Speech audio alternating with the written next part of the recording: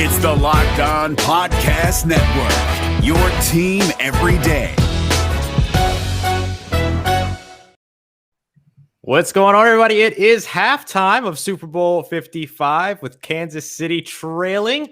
A lot to talk about so far with this here Super Bowl. But before we get to any of it, I want to make sure that I introduce our good friends here with our Locked On NFL halftime show. A couple of folks for you to follow here. We've got myself, Ross Jackson at Ross Jackson Nola, our usual co-host here on Locked On NFL Sunday, Cody Roark at Cody Roark NFL, host of Locked On Packers and Locked On Today, Peter Bukowski at Peter_Bukowski on Twitter, and our good friend from over at Peacock and Williamson, as well as Locked On 49ers at BD Peacock. Gentlemen, thanks so much for being here for our halftime show today. It's going to be a lot of fun.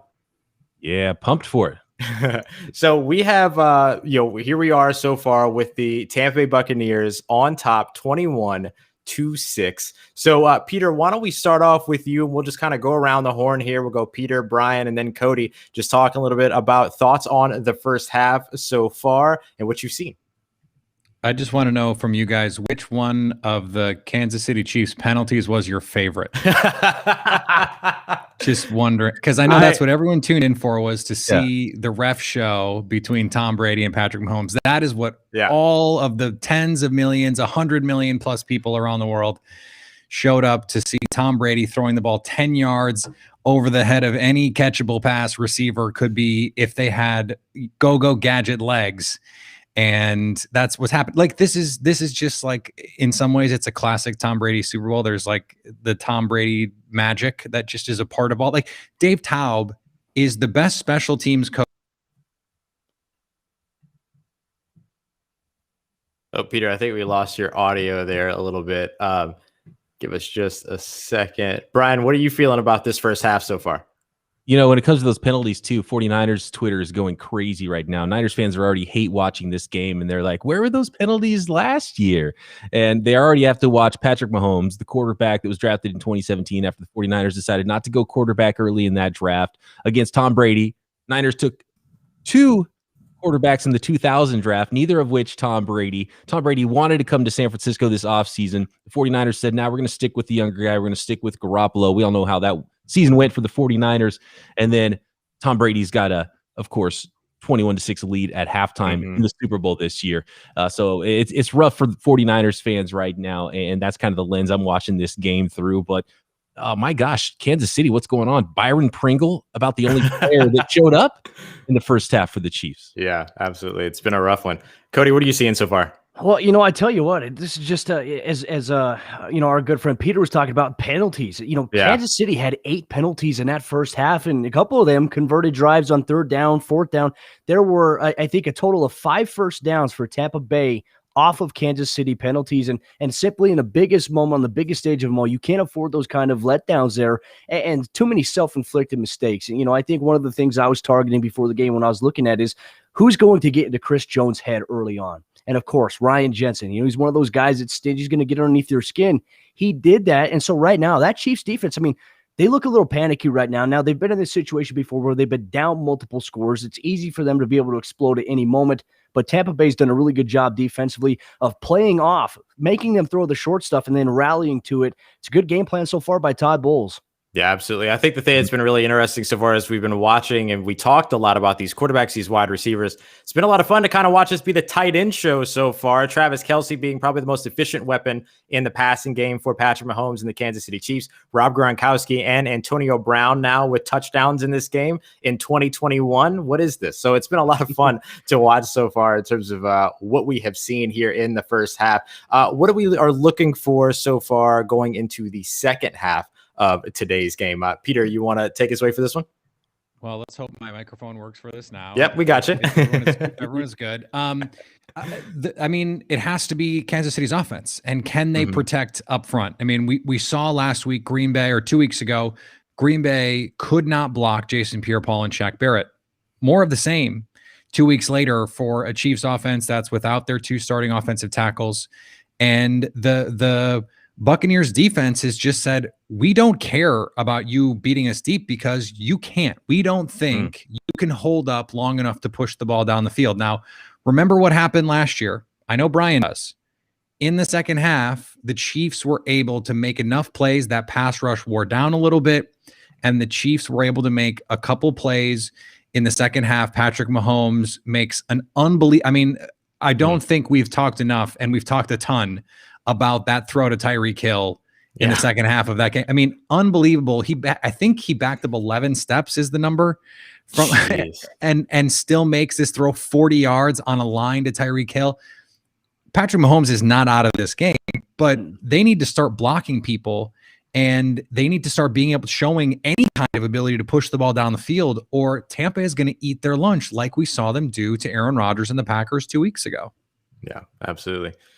Cody, what about you? What are you looking for in the second half? Well, one thing I saw in the first half that maybe they could attack a little bit more in the second half. I mean, Kansas City, they're going to the left side quite a bit. And because that was something we talked about in our pregame show, can you force Mahomes left? Well, he's choosing to go left. And there's no contain on the left side. It'll be the Tampa Bay right side, but the Kansas City offensive left, there's no contain there. But as you mentioned, when you're down without your tackles here in the Super Bowl, you have, again, a very strong pass rush with Jason Pierre-Paul and Shaq Barrett, not to mention Vita Vea on the interior blitz, from Levante David. They're blitzing cornerbacks. They're blitzing double cornerbacks, and they're having them cover to safety.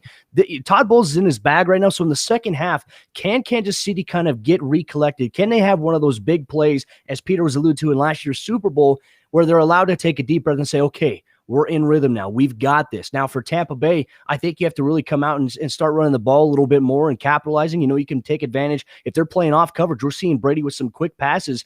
But now I would run the ball with a little bit of Leonard Fournette and Ronald Jones. They had a pretty good first half altogether. But now the balance is keep Patrick Mahomes off the field a little bit longer. If your defense can get those stops, reward them by doing so. Brian, let's throw it to you. Yeah, I think you nailed it there, Cody. And they're getting not just pressure with the front four, they're getting quick pressure too. And I wonder how long they can keep that up against Patrick Mahomes. And we saw it last year in the Super Bowl. We've seen it numerous times this year. I think it was Ross Tucker. I saw a tweet just before halftime. He said, if you think that the Kansas City Chiefs are out of this game, then congratulations on watching your first Patrick Mahomes game. Right. Yes, absolutely. Patrick Mahomes versus maybe a Buccaneers defense and pass rush that could get a little tired out in the fourth quarter, because Kansas City has been throwing the ball a lot and they're getting a lot of reps there. So can that pass rush hold up? Can they continue to pressure Patrick Mahomes? Does he find ways to get away, extend some plays, and then make some big throws? Because that's when really big throws and really big plays can happen, as we saw last year with the Wasp play hitting Tyreek Hill.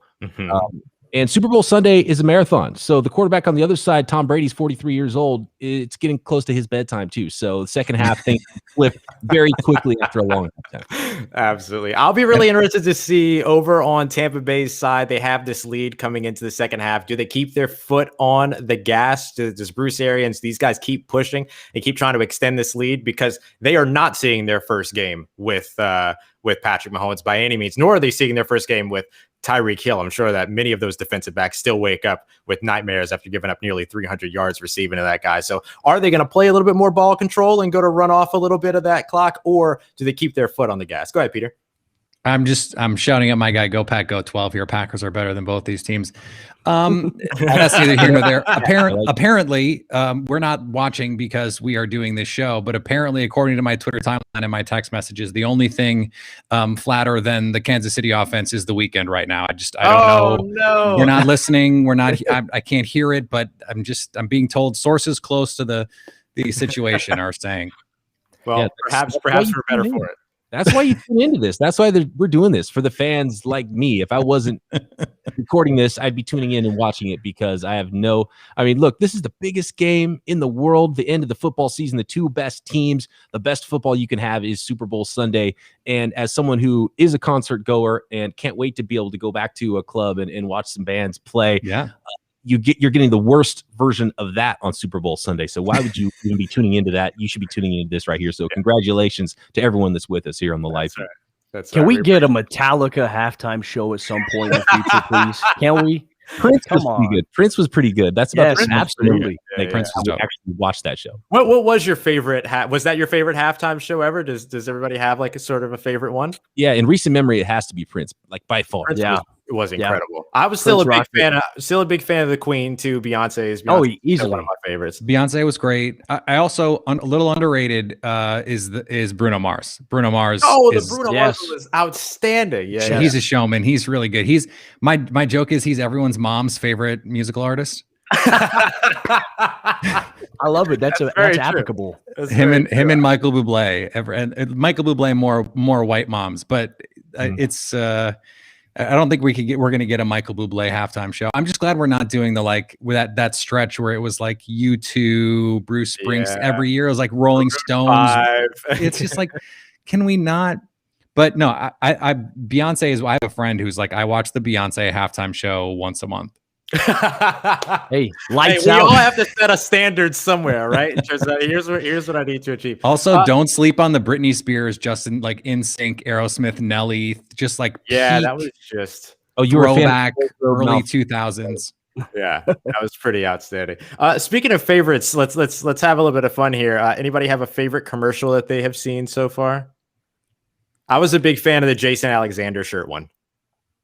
That was a good one. I thought the Will Ferrell one was pretty good. That was pretty decent. Anything with Will Ferrell is funny, but I was told, according to a source close to the network, that the best commercials are actually coming up here in the second half. So there we go. This may be a little too premature. It may have to be what we talk about on our favorite Locked On podcast here on the Locked On Podcast Network. So I know that's what I'm talking about. I think the most expensive minutes are actually right after the halftime show, like the first break. The second quarter and the first break after the first break in the first quarter and the first break third quarter, I think, are the most expensive commercials that you can buy. Yeah. We still haven't even seen the new trailer for the Fast and the Furious movie yet. That tells me that the best is to come. I mean, I can't wait for part 2 of the Oat Milk song. Yes, please. Yes, that was great. That was really great, actually. Please. I never felt more represented as a non-dairy drinker. All right, y'all. Let's get back to the football for just a second before we close it out. Southern California. I know. I'm such the worst. I'm such the worst. Let's start off. We'll go Cody, Peter, Brian, and then I'll close this out. Taking a look at predictions for the second half. What do you think that we see here? You know, we talked about in our pregame show, coaching really does matter. You know, the guys that are driving the engine here. And I think that for the Tampa Bay Buccaneers, not to get too comfortable with having the lead. I think that's something that can really come back to bite them because, look, they had a lead over the Packers at half.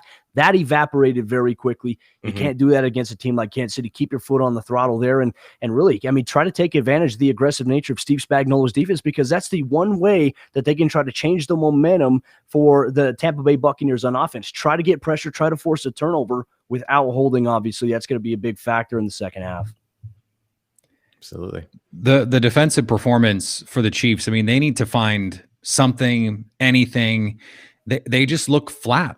And the offense has too. I mean, this is one of those things that we talked about a lot in the second half. And I think we talked about it when I came on one of the Sunday shows.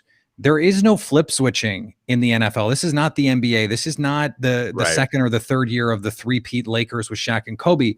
It's really hard to play pretty mediocre by your standards football all year. And I think that the Chiefs might have rope-a-doped us a little bit in the playoffs. It's hard to sustain that stuff. And this is they came out the way that they've come out a lot of games this year. I mean, they've won games like this. It's really difficult to win against a really good team like Tampa Bay, with Tampa Bay playing as well as they have. So they need to flip it. I mean, that's just it is what it is. And Cody mentioned it, and I think this is really important. In the NFC Championship game, Tom Brady threw 3 picks in the second half. 3, and a lot of them came on pressure looks from Mike Patton.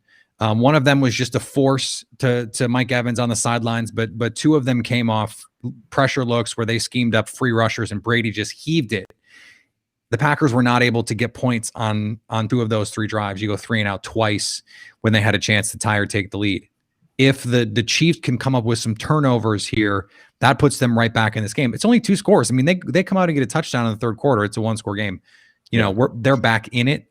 And how appropriate would it be if Captain Comeback, the most clutch quarterback we've ever seen, the guy that in the fourth quarter has made, you know, the 28-3 comeback, and we've seen all of the comebacks in Tom Brady's career, if he had the next guy win a Super Bowl coming back to beat him, that would be one of those, you know, beautiful football gods passing of the torch moments. Absolutely. Yeah, you guys both hit on something really important, which is turnovers in the second half, and the Bucs still need to score. Two scores can get erased very quickly by Patrick Mahomes and that Chiefs offense. So you can't just sit on the ball and hand it to Leonard Fournette 30 times in the second half and think you're going to get out of here with a win. So turnovers is going to be huge. And what we saw in the first half, don't sleep on the third phase of the game. Special teams is important. And punters, man. City's going to race that deficit. They've got to probably kick some field goals. They've got to not shank punts out of bounds. Byron Pringle, the man who stepped up for the Chiefs in the first half, needs to maybe make another play on special teams, and maybe that would be something that could spark Kansas City as well. So turnovers, special teams, don't sleep on those. Yeah, I'm glad that you brought up special teams. Those are obviously to be two very, very important phases of the game. Special teams, the ability to take the ball away. I'm going to look at offensive efficiency as well. The Kansas City Chiefs right now only 1 of 6 in third downs. Tampa Bay only 2 of 6 on third downs, but they're being aided by those penalties. And I lump penalties on the defensive side as a part of efficiency as well. How efficient can you be on the backside of that defense to be able to aid what your offense needs, which is time, which is possession, which is an ability to not have to, essentially be gifted yardage that you're having to go up against to try to match pace. And so far, we have seen the defense for the Kansas City Chiefs dig a little bit more of a hole than you would like for them. Can they straighten up? Can they tighten up? What the halftime adjustments look like? What happens in that locker room to get them tightened up and ready to go here for the second half? So very much looking forward to it. Always an absolute pleasure to be able to talk to all of you guys that are here with us. Cody Roark of Locked On Broncos at Cody Roark NFL. Brian Peacock of the Peacock and Williamson NFL show, as well as Locked On 49ers at BD Peacock, and our good friend Peter Bukowski, Locked On Packers, Locked On Today. Not only talking about the NFL, but talking about everything you need to know about sports in under 20 minutes every single morning at Peter_Bukowski, and myself, Locked On Saints, Locked On NFL at Ross Jackson Nola. We appreciate y'all very much for being here with us, and enjoy the second half of Super Bowl 55. Don't forget to check out your favorite team here on the Locked On podcast.